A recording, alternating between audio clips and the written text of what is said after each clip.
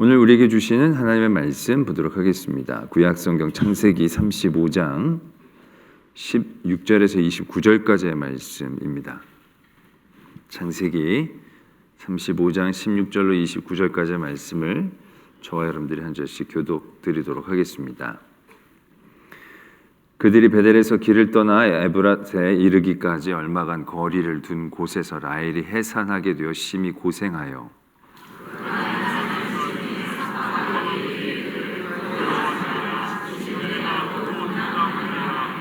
그가 죽게 되어 그의 혼이 떠나려 할 때에 아들의 이름을 베논이라 불렀으나 그의 아버지는 그를 베냐민이라 불렀더라.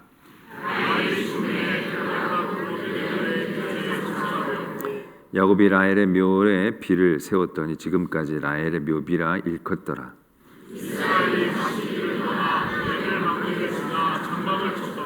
이스라엘이 그 땅에 거주할 때에 르우벤이 가서 그 아버지의 첫 비라와 동침하며 이스라엘이 이를 들었더라.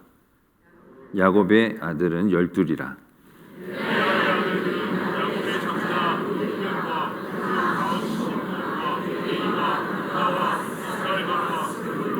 라헬의 아들들은 요셉과 베냐민이며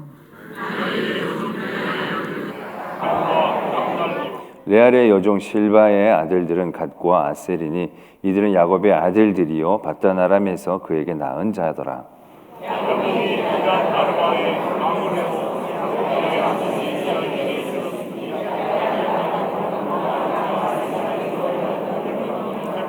이삭의 나이가 180세라. 이삭이 나이가 많고 늙어 기운이 다함에 죽어 자기 열조에게로 돌아가니 그의 아들 에서와 야곱이 그를 장사하였더라. 아멘. 하나님의 말씀입니다. 세겜의 땅에서 야곱이 큰 어려움을 겪게 됩니다. 큰 위기 가운데에서 하나님께서 다시 야곱에게 나타나 주셔서 베델로 올라갈 것을 명해 주셨습니다. 베델로 올라가서 하나님께 제단을 쌓고 나서 하나님께서 오늘 읽지 않았지만 오늘 지난번에 살펴보았던 말씀처럼 야곱에게 큰 은혜를 베풀어 주십니다. 다시금 너의 이름을 야곱이라 부르지 않고 이스라엘이라 부르겠다. 이제 이스라엘이라는 이름이 무슨 의미인지는 여러분 잘 아실 겁니다. 그냥 그 이름이 갖고 있는 내용뿐만이 아니라 그 이름 자체가 결국 민족이 되고 나라가 되는 것을 의미하는 거죠. 그러니까 야곱이 곧 그 나라와 민족의 시작이 되어지는 것을 분명하게 얘기해 주시는 거죠. 그리고 하나님께서 그에게 이르시되 너의 허리에서 왕과 총회가, 그러니까 백성들이 나오겠다. 이제 그러한 복을 주십니다. 그래서 아브라함과 이삭에게 준 땅을 너에게 주고 그 후손에게도 주고 이제 이러한 이제 복을 주십니다.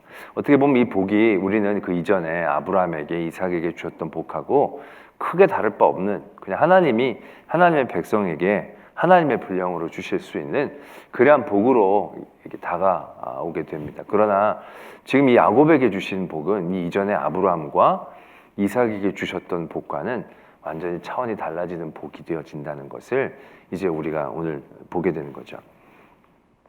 오늘 말씀에 보면 이제 야곱에게는 참으로 안타까운 일이 생겨나죠.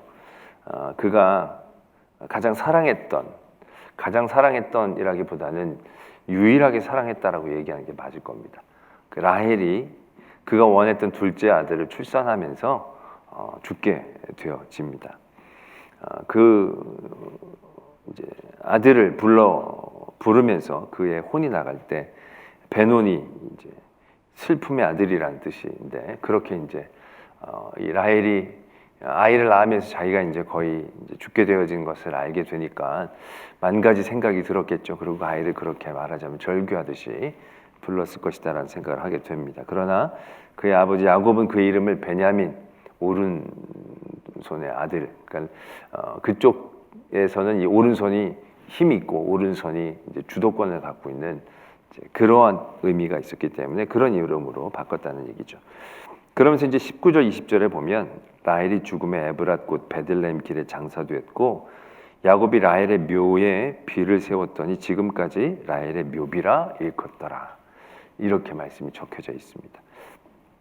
이게 말하자면 야곱의 부인에 관한 거의 유일하고 마지막 증언이다라는 얘기죠. 레아라는 부인도 있었고 뭐 비라와 실바도 있었지만 그 여인들의 끝은 별로 얘기를 하지 않죠. 근데 이 라헬만 죽어서 정성껏 장사를 드려주고 묘비까지 세워주는, 이제 아주 말하자면 야곱이 정말로 라헬을 얼마나 사랑했는지에 대한 느낌이 탁 오게 되어지는 대목이다라는 얘기죠. 그도 그럴 것이 처음부터 정말 야곱은 어떻게 보면 일편단심이라고 얘기해도 과언이 아닐 겁니다. 처음부터 라헬이었죠. 그 라헬 때문에 말하자면 결혼을 하기 위해 14년 동안이나 봉사하고 헌신했죠. 그러면서 그때도 초기 7년을 이렇게 얘기하지 않습니까? 7년을 수일처럼 여겼다. 그러니까 이 라헬을 이제 위해서 드리는 시간들을 전혀 아까워하지 않은 정말로 순정파이죠. 그러고 나서 이제 어쩔 수 없이 레아랑 결혼하고 뭐 그 다음에 여러 경쟁적인 일들로 인하여 부인을 얻었지만 참으로 야곱은 어떻게 보면 성숙하지 못하게 진짜 배타적인 사랑을 보여주죠. 라헬이 죽어서도 그 배타적인 사랑은 편애로 나타나지 않습니까? 야곱에게만 색동옷을 입고 야곱이 그렇게 되고 난 다음에 크게 절망하고 그 동생인 베냐민, 그러니까 라헬의 아들들만 어떻게 보면 사랑한 것입니다. 다른 아들들은 어떻게 보면 일꾼처럼 생각했다라고 얘기해도 과언이 아닌, 어떻게 그럴 수 있을까라는 생각을 가질 정도로 이 라헬에 대한 사랑은 굉장히 배타적인 사랑이었다는 거죠. 그래서 요셉만 특혜를 주고 베냐민을 생명처럼 여기게 되어지는, 그래서 그걸 다른 식구들도 거의 이제 받아들여지는 그런 이제 이 배경 분위기들을 바라보게 되는 거죠. 어떻게 보면 나중에 요셉의 아들들에게 두 몫을 주지 않습니까? 므낫세와 에브라임에게. 여러분들 이제 야곱의 아들이 12명입니다. 야곱의 아들은 12명이라서 12지파가 그 12명이라고 생각하면 안 되고요. 12명에서 한 명이 나중에 빠집니다. 레위는 지파로 여기질 않습니다. 그건 완전히 별의 지파고요. 그럼 11지파가 되는 건데 요셉의 아들만 므낫세, 에브라임 둘을 말하자면 그 윗 형제의 반열로 올려줍니다. 그래서 12지파가 된 겁니다. 여러분들 다 아시는 걸 얘기하시네라는 표정을 지셔야지 처음 듣는 얘기인데 이러면 참 곤란해지는 상황인데요. 그래서 이제 말하자면 그래서 12개 지파인 거죠. 그만큼 이제 야곱에게 있어서는 요셉에 대하여, 물론 그때가 요셉이 워낙 독보적인 존재감을 갖고 있었으니까 그 자녀가 이제 두 몫이 되어져서 축복을 받은 건 있죠. 그러나 그건 뭐 어떻게 보면 몫에 대한 부분이고 완전히 유가 달라지는 그런 일들이 일어난 건 아닌 거죠. 하여튼 이렇게 야곱이 라헬을 사랑했고 나중에도 배타적인 사랑으로 형제를 편애한 거를 우리가 마음속에 일단 품어야 됩니다. 그리고 나서 말씀에는 어떤 말씀이 사건이 이어지느냐면 이 르우벤이란 큰아들에 대한 얘기가 적혀져 있습니다. 르우벤이 이 아버지의 첫 비라와 동침을 하게 되는 이야기를 적고 있죠. 우리가 지난 주일이었던가요? 지지난 주일이었던가요? 그 고린도 교회에 음행이 있음을 얘기하면서 이방인도 저지르지 않은 음행 중에 아버지의 아내를 취하였다. 이제 그런 얘기가 나옵니다. 근데 그 상황은 대부분 아버지가 살아계실 때 상황은 아니죠. 아버지가 돌아가셨는데 아버지가 자기 어머니가 아닌 다른 그런 여자와 결혼하고 있었을 때 그 여인을 취했을 때 그 아버지의 재산을 온전히 취할 수 있는 상황들이 있었다고 합니다. 아마 그런 상황들 가운데서 그런 일들이 벌어지지 않았을까라고들 얘기를 합니다. 근데 이 상황은 지금 그것보다도 심각합니다. 왜냐하면 지금 아버지가 버젓이 살아있는 가운데에서 어떻게 보면 아버지의 아내를 범하는 말도 안 되는 짓을 저지르게 되는 거죠. 이 정도의 잘못을 저지르면 물론 야곱이 나중에 그 일들에 대해서 책망하면서 르우벤이 장자의 어떤 자리에서 그 권한을 빼앗기게 되어진 건 사실이죠. 그 부족이 말하자면 장자였지만 장자의 권한을 전혀 누리지 못하는 그러한 이제 역할로 떨어진 것은 사실입니다. 근데 그러한 이제 두 가지의 사건이 적혀져 있고 난 다음에 말씀은 이렇게 진행이 되죠. 야곱의 아들은 12이라. 그러면서 이제 레아의 6 아들, 나머지 2명씩 12명의 아들들의 이름을 그대로 적어 놓습니다. 이건 무슨 의미냐면 이제 이들은 12지파가 되는 겁니다. 이들은 온전한 하나님의 백성이 되는 것을 의미한다는 것이죠. 그러면서 제가 이전에도 계속 말씀을 드렸지만 그 이전에는 아브람, 이삭도 그랬고 야곱도 그랬고 어떻게 보면 굉장히 배타적인 선택 가운데에서 하나님의 일들이 일어난 겁니다. 이삭은 약속이라는 것에 매여 있었죠. 이스마엘이라는 아들이 먼저 태어났지만 이 아들은 의미가 없습니다. 왜? 약속한 자녀가 아니었으니까. 하나님의 약속은 그 사라를 통하여 주시는 하나님의 역사였고 약속이었고 사라를 통해서만 아이가 낳아야 되는 그러한 상황 가운데 있었다는 얘기죠. 그것이 그가 100세가 다 되면서 인간의 모든 소망과 모든 기대감들이 떨어졌을 때라도 하나님의 약속은 절대로 변개치 않고 이루어지지 않은 것이 없음을 보여주시면서 이삭이 딱 태어났죠. 그러면서 하나님의 그 택하심과 은혜가 그렇게 진행되는 것을 보는 거죠. 그 다음에는 묘하게 쌍둥이가 태어나죠.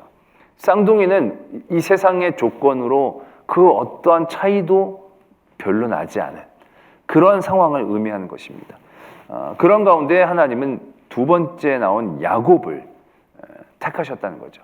여기에서는 하나님의 주권을 의미한다는 것입니다. 그동안에 무슨 적통이냐 뭐 혈통이나 이런 여러 가지 어떤 것들이 하나님의 그런 계획과 섭리 가운데에서 분명히 의미가 있는 것처럼 우리가 생각할 수 있는 대목에서 하나님은 둘 중에서 야곱을 택하신 거예요. 야곱을 택하셨는데 태중에서부터 택하신 거예요. 그건 무엇을 의미하느냐 하면 그들의 자라난 상황의 환경들, 그들이 갖고 있는 여러 능력들, 조건들 그런 것들을 개의하지 않으신다는 거예요. 전적으로 택하심은 하나님께 그 주권이 있고 이유가 있다는 것을 우리에게 말씀하고 계신다는 거죠. 그래서 이삭과 야곱을 통해서 굉장히 하나님은 배타적으로 그 약속을 이끌어 가십니다. 하나님의 사람들을 택하시는 것처럼 우리가 여겨지게 됩니다. 택하여 주시고 무조건 하나님께서 주권적으로 둘 중에 하나를 진짜 하나님 마음대로 그렇게 이제 하시는 것들을 바라보게 되죠. 그러나 그런 일들을 통해서 이제 야곱으로 넘어가면서는 오늘 우리가 보았듯이 하나도 버리지 아니하시는 하나님.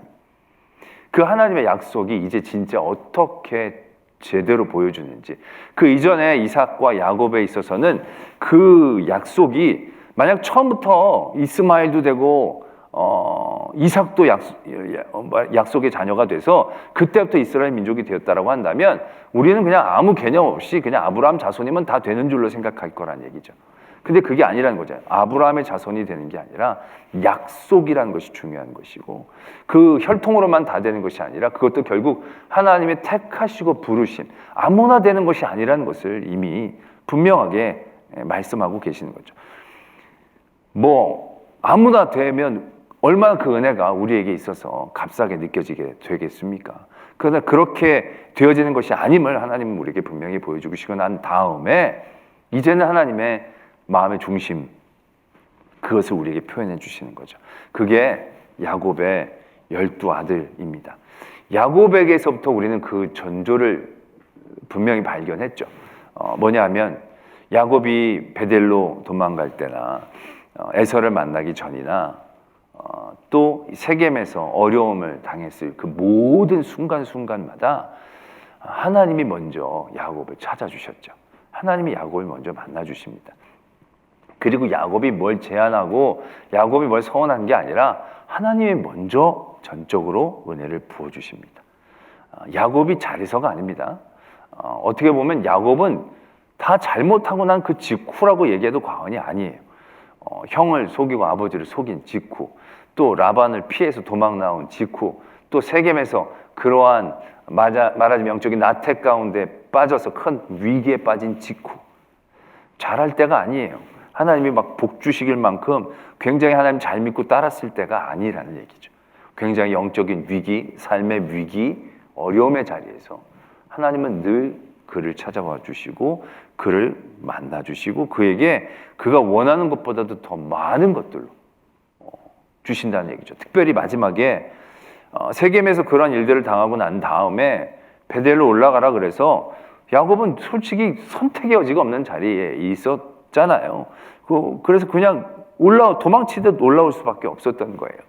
그런데 그렇게 올라와서 하나님 앞에 다시금 제단을 쌓았더니 하나님께서 아까 제가 말씀을 드렸던 그러한 복들을 너를 이제 다시는 야곱이라고 부르지 않고 이스라엘이라고 부르겠고 네 허리에서 모든 총애가 나와서 이제 너로부터 이제 모든 나라가 이루어질 것이다. 이거는 그 이전에 어떤 여러 가지 배타성들이 삭제되는 것을 의미하는 거예요. 큰 애는 되고 둘째는 안 되고 잘하는 애는 되고 못하는 애는 안 되고 이런 어떤 조건들을 어떻게 보면 하나님께서 너의 이름 때부터는 내가 뛰어넘겠다라고 얘기하는 거죠. 이건 굉장한 은혜가 되어지는 것입니다. 될까 안 될까가 아니라 이제 너의 모든 후손들은 그렇게 된다라는 얘기를 하고 계시는 거예요. 그러면서 그 다음에 두 가지 사건이 일어나죠. 라헬이라는 사람한테서 났던 베냐민.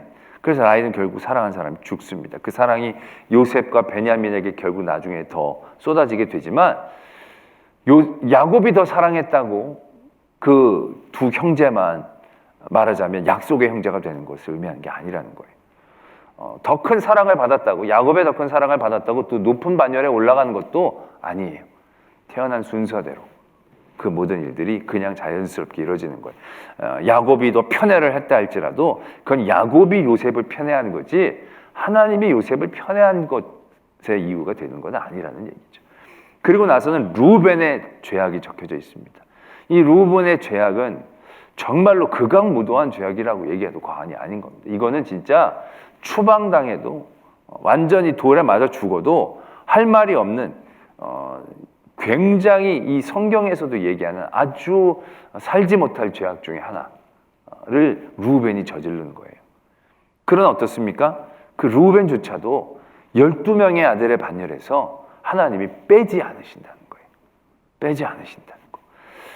하나님이 이제 야곱을 통해서 하나님의 마음을 우리에게 보여주시는 거죠.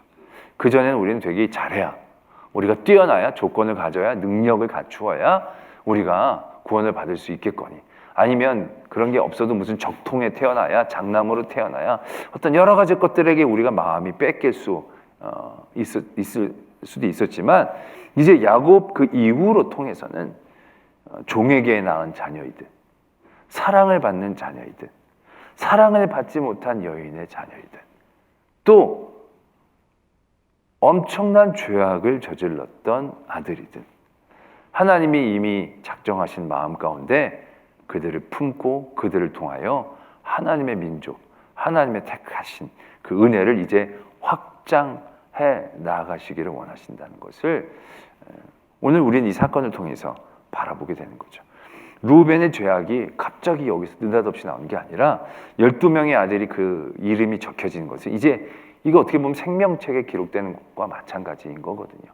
그러나 그 자리에서 직전에 그런 죄를 저질렀음에도 불구하고 절대로 제외시키지 않고 품으시고 기회를 주시는 그런 하나님, 그런 하나님의 중심을 오늘 우리는 발견하게 되는 거죠.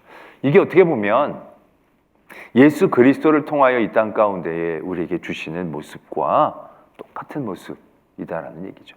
예수 그리스도께서 이 땅에 오셔서 그의 피를 우리를 위해 흘려주시고 대속해 주셨을 때 그 대속의 영역 범위가 어디까지이겠습니까? 얼마까지이겠습니까?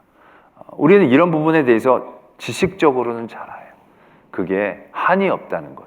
왜? 하나님의 아들의 그 피의 값이라는 것이 치르지 못할 죄가 없고 씻지 못할 죄가 없고 구원하지 못할 영혼이 없는 그러한 피의 값이 되어지는 거죠.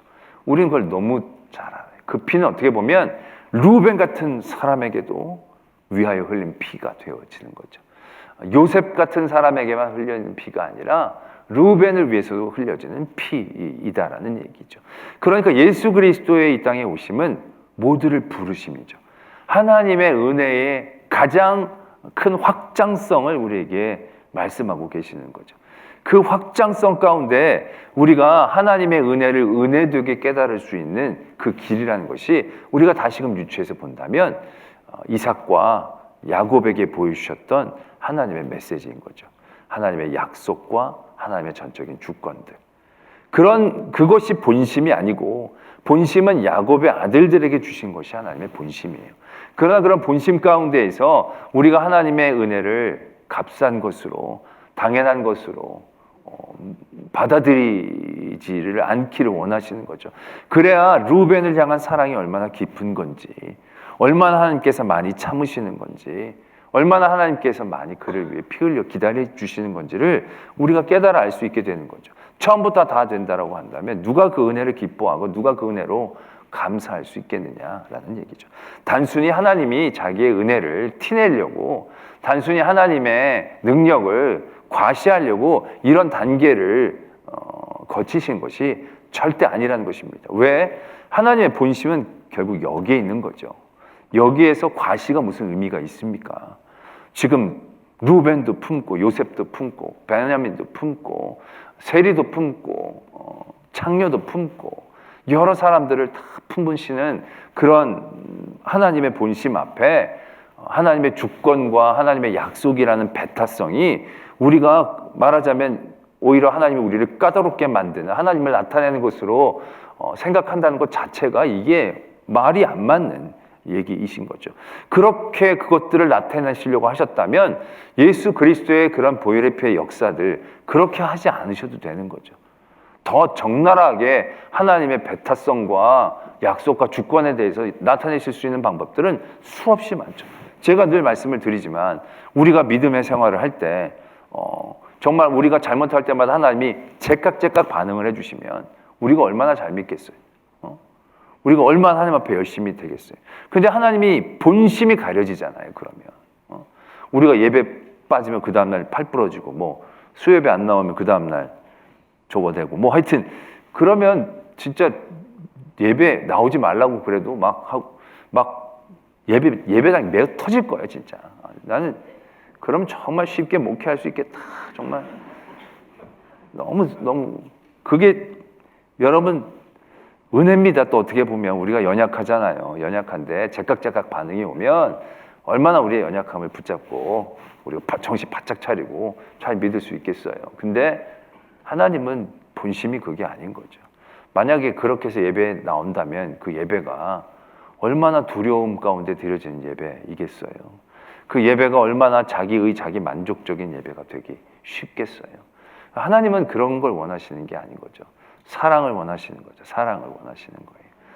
그리고 그 사랑이라는 것이 단순한 감정 누름을 얘기하는 게 아니에요. 그 사랑이라는 것이 결국 우리가 이 죄 가운데에서 악이 우리를 정말 밀가부르듯이 까부르고 우는 사자처럼 우리를 찾아서 지금도 끌어내리려고 애쓰는 이 영적인 싸움의 전쟁터에서 우리가 살아낼 수 있는 그 방법이 다른 데서 있는 게 아니라는 얘기죠. 결국 예수님이 내가 길이요 진리요 생명이라고 얘기하셨을 때 예수님이 우리 삶의 길이 될 수 있는 그 길은 뭐 나치판처럼 우리가 살아가는 길이 아닐 거예요. 몇 발자국 걷는 어떤 지도 같은 얘기를 의미하는 게 아니라는 거예요. 예수님이 내가 길이라고 했을 때 예수님의 길을 우리가 어떻게 따라가는 거예요. 예수님을 바라보며 달려간다는 게 과연 어떤 의미인가요? 예수님 무슨 상으로 있나요? 이 그림으로 있나요? 예수님이 어떻게 보이는 곳에서 일로 와라 그럼 우리가 그냥 그 길로 달려가면 되는 것을 의미하는 건가요? 아니지 않습니까? 예수 그 길을 가려면 예수의 그 마음과 삶을 따라가야 되는데 결국 예수의 마음과 삶이라는 게 사랑이라는 거죠. 사랑이라는 거. 우리가 하나님을 사랑하는 그 사랑으로 사람들을 사랑해 나갈 때 그 사랑의 방법과 사랑의 길을 통하여 우리가 만나는 거예요. 우리가 정말로 할 수 없지만 예수님의 사랑의 길을 닮아 그들을 조금 더 용서하고 조금 더 품고 예수님의 사랑을 닮아 여러 가지 상황 가운데서 조금 더 참고 조금 더 견디어 나가고 그런 삶의 자리에서 우리가 예수님을 더욱더 경험하게 되잖아요. 내가 이럴 때 예수님을 만나게 되잖아요. 내가 예수님의 말씀을 따라 살아가고 할 때 어떤 순간순간 나의 삶의 자리에서 그 하나님의 예수님의 마음을 느끼고 그 예수님을 만나고 그게 예수님의 길에 선 것을 의미하는 거잖아요. 그리고 그 길에 서야 우리가 모든 악한 대적들의 유혹 가운데에서 벗어날 수 있는 것이고 온전한 승리의 길을 가고 있는 바른 방향성들이 되어지는 것을 깨닫는 것이죠. 결국 하나님의 그런 마음과 본심을 우리에게 보여주시는 것은 결국 그 길이에요. 우리는 하나님이 자기 영광을 과시하고 자기 능력을 나타내고 우리 그런 식으로 곡해할 때가 적지 않아요. 하나님이 나타나시도록 하나님은 일을 하시는 거죠.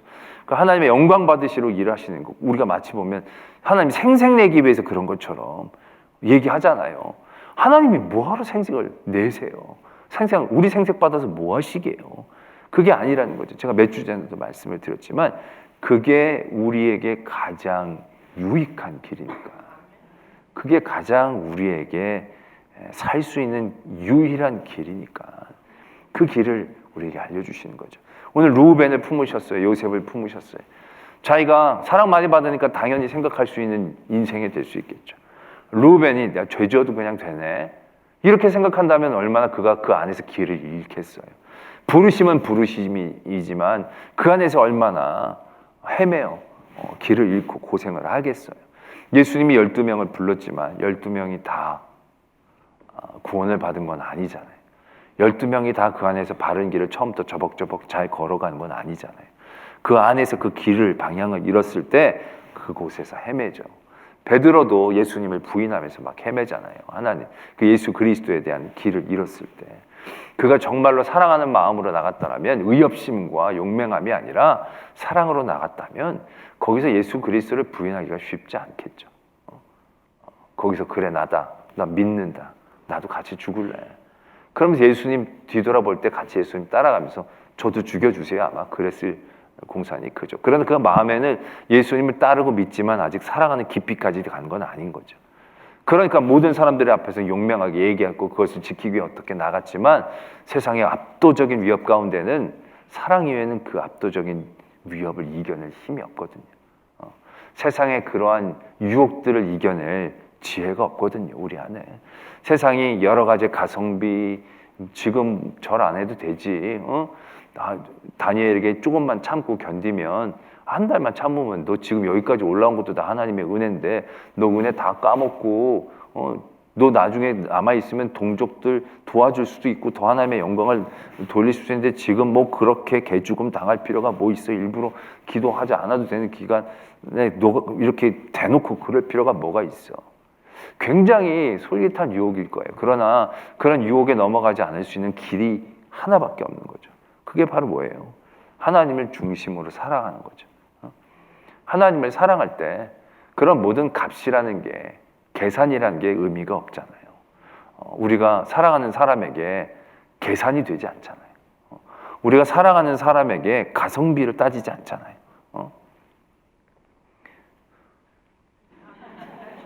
그래요. 뭐 하여튼 정신이 차려지면 약간 가성비를 따질 수 있지만 막 사랑에 빠져가지고 정신 없을 때, 연애 때, 반 정신에 나갔을 때, 그때는 뭐 그런 거 진짜 아무런 기회 없잖아요. 뭐 몇 시간씩 가도 집이 뭐 한 2시간 떨어져 있어도 데려다 주고 또 다시 오고 또 하여튼 뭐 그 시간이 아깝지가 않고 그 길이 멀게 느껴지지 않고 그런 모든 것들을 뛰어넘을 수 있는 건 솔직히 마음이에요. 마음이 있으면 전혀 벽이 없는 거예요. 제가 예전에 미국에서 사역했을 때 교회와 저희 집까지가 고속도로로 1시간 반에서 2시간이에요. 막히면 뭐 한 3시간도 걸리는 거죠. 그런데 이상하게 고속도로만 올라서면 교회 온 것 같은 거예요. 이상하게. 그러니까 그 길이 멀어졌으면 정말 힘들었을 거예요. 근데 일주일에 3번 정도 갔는데요. 전혀 그 길이 말하자면 부담스럽거나 갈게 멀게 느껴지지가 않는 거예요. 그러니까 여러분들도 멀리서 오는 분들이 많거든요. 솔직히 우리 분당, 판교 여기가 가깝지만 멀어요. 여기가 되게 길이 막히고 그러면 어느 순간인가 되게 까마득하게 멀게 느껴지는 거예요. 그런데 거기서부터 왔다 갔다 하는 분들은요 이미 그게 길이고 거리고 시간이 없어요. 왜? 당연한 것처럼 들려지니까. 그게 교회를 사랑하는 마음이 있으면 그게 그렇게 되는 거예요. 그래서 사랑하는 마음이 떨어지면 여기서 대치동 가도 이 교회를 옮기려고 그러죠. 큰 길을 몇 번 건너야 돼. 매봉터널만 지나가도 교회를 알아보는 경우들도 적지 않아 있을 수도 있는 거예요. 그럼 뭐 누가 탓하겠어요. 교회를 사랑하는 마음이 적은데. 그런데 교회를 사랑하는 분들은 정말 멀리서도, 저희들도 보면 지금도 뭐 대구에서도 맨날 올라오시고, 제주도에서도 올라오시고, 세종에서도 맨날 오시고, 뭐 속초 양양에서도 맨날 그런 분들이 있어요. 정말 대단하신 거예요. 그런 분들은 당연하게 여겨요, 당연하게. 그러니까 그런 모든 거리와 모든 시간과 모든 가성비들을 뛰어넘을 수 있는 힘은요, 결국 사랑이에요, 사랑. 우리가 하나님의 그 마음을 아는 사랑. 그래서 하나님은 우리가 그 사랑을 알기를 원하시는 거거든요. 그러니까 이렇게 처음엔 약속과 하나님의 전적인 주권으로 배타적인 것 같은 그 가치를 우리에게 알려주시고 나서는 그 다음엔 거의 보편적으로 우리를 품어주시는 거예요. 완전히 질이 1에서 10까지라면 1에서부터 10까지 털털 털어서 하나도 예외 없이 그 모든 야곱의 자녀들은 다 품으시기를 원하시는 거예요. 그게 하나님의 마음인 거예요. 그러나 그런 모든 일들 가운데서도 우리는 이삭에게 주셨던 약속과 야곱에게 주셨던 하나님의 전적인 주권들이 그 안에 모든 사람들에게 이미 일일이 있다라는 사실들을 하나님은 알기를 원하시는 거죠. 그렇게 일들이 이루어지시는 거죠.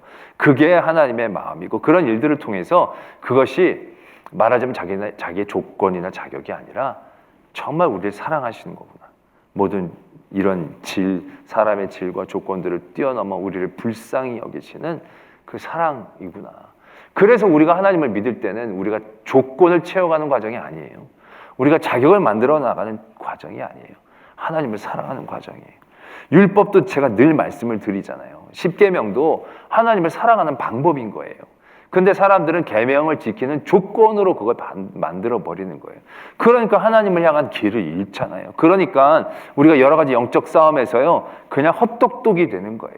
뭐 값줄을 다 입은 것처럼 여겨지지만 결국 그 안에 교만이라는 사람의 의로움이라는 그런 틈 가운데 영적 싸움에서 절대로 승리하지 못하고 그냥 겉만 번지를 하다가 한번 툭 치면 그냥 다 무너져 버리는 그러한 영적인 나약함이 되는 거예요. 왜? 그 안에 뭐가 없으니까. 그러나 죄인이나 세리나 창녀들의 이 특징이 뭐예요? 조건은 없어요. 자격은 완전 밑바닥이에요. 근데 그 안에 그의 죄를 깨닫고 하나님을 향한 간절함과 사랑이라는 게 있잖아요. 근데 그 사랑이라는 게 있을 때 하나님 앞에서 굉장한 큰 힘이 될 수 있다는 거죠. 그것이 굉장한 그의 삶의 길이 될 수 있다는 거죠. 그러니까 하나님은 그렇게 우리에게 보여주고 계신다라는 얘기죠. 오늘 이 야곱이 받은 이 놀라운 은혜가 얼마나 큰 하나님의 사랑인지를 우리는 그 이후의 자녀들을 품으시는 하나님의 모습을 통해서 깨달을 수 있어야 한다는 것입니다. 그리고 그것이 지금 우리에게도 임하시는 하나님의 은혜와 사랑이다라는 얘기죠. 이 이후에 이제 우리가 잘 아시다시피 이제 애굽으로 다시금 내려가서 거기서 430년 동안 종살이를 하면서 200만 정도의 인구가 되어져서 나오는 그런 모든 역사들, 그런 계획과 진행들이 이제 펼쳐질 때 결국 그런 모든 일들을 통해서 하나님은 우리가 광야에서 하나님이 말하자면 그들을 연단하시고 정금처럼 사용하시기 훈련시키시고 거기서 수없이 많은 사람들이 거의 죽죠. 거의 뭐 20세 이상이니까 말하자면 4분의 3 정도는 죽었다고 얘기해도 과언이 아니겠죠. 그러나 우리는 이걸 잘 아셔야 돼요. 거기서 죽은 4분의 3의 사람들이 다 하나님의 나라에 가지 못했다라고 생각해서는 안 되는 거죠. 하나님의 계획은 우리는 또 모르는 거예요. 하나님의 진심은 모르는 거예요. 왜냐하면 아론이 하나님의 나라에 못 들어갔을까요? 모세가 하나님의 나라에 못 들어갔을까요? 바위 쳐가지고 물 낼 때 하나님의 영광 가린 것 때문에 가나안 땅에 못 들어가게 했어요. 그러나 하나님이 모세에 대한 평가가 바뀌는 건 아니에요.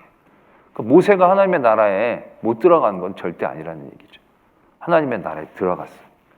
가나안 땅에 못 들어갔지만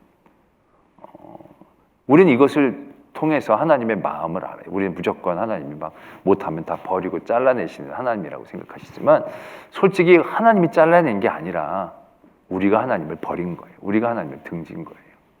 하나님의 마음은 우리에게 늘 이렇게 우리를 부르시는 거예요. 말도 안 되는 죄악에 있는 사람들도 하나님 늘 불러주시는 거예요. 그러나 죄가 우리를 주장하고 죄가 우리를 가렸을 때 우리가 하나님을 버리고 하나님의 손을 놓는 거지. 하나님은 절대로 우리를 버리시지 않는 분이시다라는 것을 오늘 우리는 이러한 구속사를 통해서 다시 한번 발견할 수 있다라는 얘기죠. 그리고 나서 이삭도 죽습니다. 그러나 우리가 눈여겨봐야 될 건 야곱이 그의 아버지 이삭에게 이르렀다. 이제 마지막 이삭의 끝은 야곱이 돌본 거예요. 나중에 이제 36절에 보면 야곱하고 에서가 원래 같이 있었는데 둘이 너무 부자가 돼서 아브람과 롯처럼 같이 있기가 어려웠어요. 그래서 에서가 세일산으로 떠나요. 더 좋아 보이는 곳으로 에서가 떠나버리는 거예요. 여기서 보면 이제 드디어 진정한 장자에 대한 모습들이 나타나는 거죠. 야곱이 뺏으려고 한 것도 아니었고 나중에 그것을 집착한 것도 아니었지만 에서는 결국 자기의 장자권을 자기가 지키지를 않아요. 악인은 자기의 악 때문에 결국 그 길을 심판을 받아요. 선인이 악인을 죽일 필요가 없어요. 악한 사람은 악한 그 마음이 고통인 거예요. 에서가 갖고 있는 그 인간적인 마음이라는 것이 결국 그의 아내를 맞이할 때도 그렇고 끝까지 그가 그것 때문에 분했지만 결국 자기가 그것을 지켜내고 붙잡을 수 있는 자기의 안에서의 이유가 없는 거예요. 하나님이 그를 버렸다기보다는 에서가 그 모든 것들을 박차고 나간. 그래서 결국 그 자리 야곱이 뺏은 게 아니에요. 야곱은 거기서 같이 살다가 야곱은 거기 남은 거예요. 에서가 아버지 모시기 싫어서 도망갔다고 얘기하기는 좀 그렇지만 에서가 자기를 박차고 나간 거죠. 하나님의 사람의 복은 어떻게 보면 우리가 억지로 찾아서 얻은 게 아니에요. 야곱이 근성이 있어서 그 모든 것들을 붙잡고 그 모든 것들을 얻은 야복강 나루토의 야곱의 모습이 우리에겐 굉장히 선명하지만 솔직히 야곱이 근성으로 붙잡아서 얻어낸 건 저는 일도 없다고 생각해요. 그렇게 찾아가 주시고 져 주시고 그건 택하신 하나님의 은혜인 거예요. 그 택하신 하나님의 은혜가 결국 이 끝에도 야곱이 악착같이 부른 게 아니잖아요. 세겜성에 살던 애를 올려보내주시고 거기서 그냥 거기에 눌러 앉아있게 하셔서 결국 끝에 아버지를 모시고 장자의 위치를 지켜내게 한 그런 모습들을 바라보면서 결국은 하나님이 하셨다, 하나님이 하신다 라는 것을 다시 한번 깨닫게 되어진다는 것이죠. 그럼 우리는 이렇게 생각하는 분들이 있어요. 하나님이 다 하시면 나는 아무것도 안 해도 되네요. 그럼 여러분들 아무것도 안 하면 하나님이 거저 주시느냐? 저는 그렇다고 생각합니다. 그럼 진짜 가만히 누워만 있으면 되나요? 그렇죠. 가만히만 누워 있어도 중간은 갈 겁니다. 근데 우리는요, 가만히 있지를 못해요. 가만히 있는다고 가만히 있는 게 가만히 있는 게 아니라 게을르게 있는 거예요. 그리고 우리는 끊임없이 우리의 욕심과 우리의 정욕을 따라 휘둘려요. 거기에서 하나님의 뜻을 기다리면서 가만히 있는 거니 어떻게 보면 열심히 하는 것보다 더 힘든 일일 거예요. 그런 우리의 모든 삶의 자리에서 우리는 그런 모든 우리의 삶의 자리에서도 우리를 이해하시고 붙잡아 주시는 하나님을 향한 깨어있음, 그것이 정말로 중요하다라는 얘기죠. 요셉이 아무것도 안 했죠. 그냥 잡히는 대로 보내는 대로 그거 아니에요. 요셉은 그 안에서 치열하게 싸운 거예요. 얼마나 날마다 그 안에 있었던 세상의 유혹들이 있었겠어요. 가만히 있는 게 아니에요. 엄청나게 싸운 거예요. 야곱은 자기의 여러 가지 어떤 인간적인 것들을 향해 열심히 달려갔지만 열심히 달려간 모든 것은 헛발걸음이 될 적이 많았어요. 그러나 그런 모든 것들도 다시 갚아주시고 채워주시고 믿음의 색깔들은 물론 다양해요. 야곱 같은 분들도 있고 요셉 같은 분들도 있어요. 근데 중요한 건 하나님은 야곱의 하나님이시고 요셉의 하나님이신 거예요. 야곱에겐 야곱에게 맞는 은혜로 하나님은 그에게 예비하신 모든 은혜를 주셨고 요셉은 요셉에게 맞는 은혜로 하나님이 예비하신 대로 다 부어주신 거예요. 하나님은 그런 분이라는 거예요. 요셉이 중요하고 야곱이 중요한 게 아니라 요셉에게도 야곱에게도 하나님은 하나님이셨다라는 얘기죠. 우리는 그런 하나님을 믿는 것이고 그런 하나님이 우리를 사랑하시고 택하신다는 것이 얼마나 감사한 일인지 감격스러운 일인지를 우리가 늘 잊지 않아야 한다는 것이죠.